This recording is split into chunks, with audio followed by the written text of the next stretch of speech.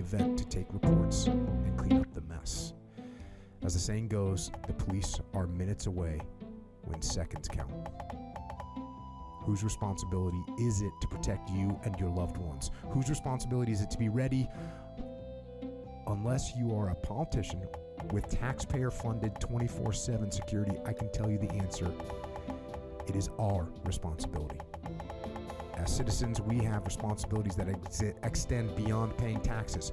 We have a responsibility to our families, our communities, and our country to be assets, not liabilities. That means we need to train. This all boils down to training. Hopefully you go through life and you just train this stuff and you don't ever have to use it. That's certainly the hope. When you train for this stuff, and I go to your site and I watch what you guys are doing, man, it's so helpful for people. It's so helpful for people to go through any type of training. I just was on Twitter the other day, and somebody was asking me, 2 daughters, what should I tell them about school sugar? I'm like, first of all, send them to some type of training. Send them to fieldcraft survival, send them to sheepdog response, get them some kind of training so they have some concept of what to do if something should go wrong. Did you, when you were in, did you run training besides training that you ran for your local nationals? Yeah, for sure. So my team sergeant time, even my time as an 18 Bravo, which I was a Special Forces weapons guy, so our responsibility was training the team in tactics, techniques, and procedures overseas, and it was ingrained in me early on. I think even in the infantry as a young guy, that training process and protocol, like you said, is the method to the madness. It's not necessarily the technical skill you're training, it's the process. So it's the understanding of, how do you take in information? How are you prepared to respond and react to immediate versus imminent threats? That whole thing rewires your brain on how you approach life, environmental factors, threats. And I think I've always been a master trainer, especially in my job, in my field, but then getting out and seeing the lack of training in the civilian world. As you described, tourniquets. When we went in the military, me and you together in the 90s, me on the Army side, you on the Navy side, a cravat and a stick was what we were using to stop the bleed. In the Civil War in the 1860s, they utilized a better version of that. It was nearly the same thing as a tourniquet, and then we got away from it throughout warfare, and many people paid the ultimate sacrifice because of that lack of really paying attention, in Vietnam especially. So it wasn't hard to see in civilian life all of the gaps, because there's so many, especially culture. I mean, you have a culture here in San Diego with your gym, with MMA. That is like the foundation for all the things that we're talking about. But that's training. They're training to do something that's difficult, working with stress factors, and they're building resilience. That's all that training is. A lot of guys gravitate towards guns because guns, shoot, move, communicate's cool.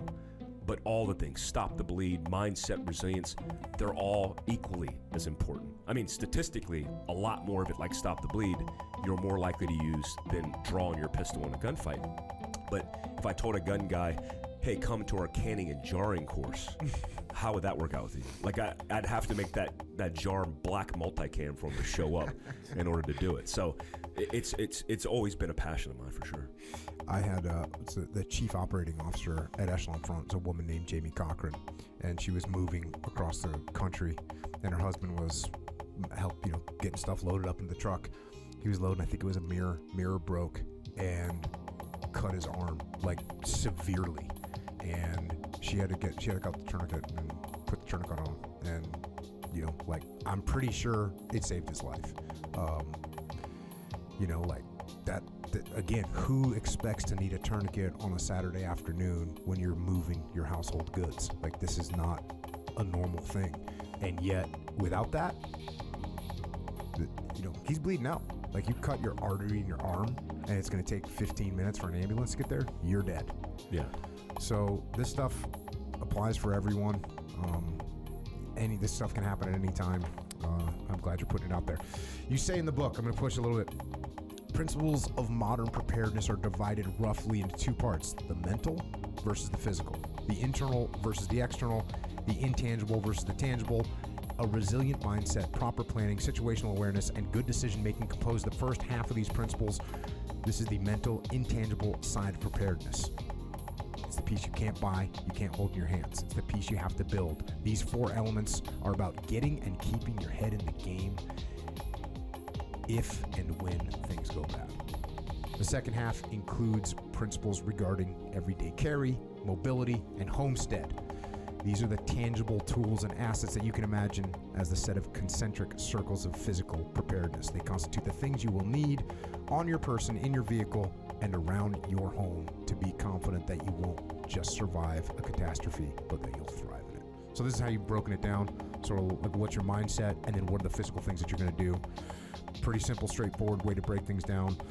You have a section here where you talk about Solder City, and you had a scenario unfold where you guys almost got little blue on blue fratricide from overhead cover. What went down with that?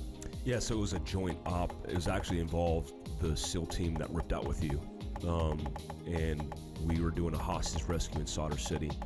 There were Indige that were part of the hostage, located in the middle of Solder City. We were actually set up in containment on the basically from, if people are familiar with Solder City, they would understand this, but it was set up like a baseball diamond. So from home to third base, we set containment with tanks and Bradleys. I don't know if you remember this, but during that time period, Task Force was using Team Rock, which were Brads and tanks, to infiltrate the location. In fact, one of the reasons we started utilizing that is because I believe 3 SEALs, it might have been 2 SEALs and a support guy, were killed by an EFP going into Solder City.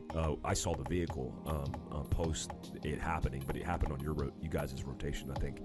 And when all that stuff unfolded and all these things were happening, we had to come up with different strategies, including using tanks and Brads to set outer quarter under containment. And in a nutshell, hostage rescue goes down with the assault force. Me and another sniper are co-located with the big army because they're the ones who have the tanks and Brads. To liaison, I have an RTO with us.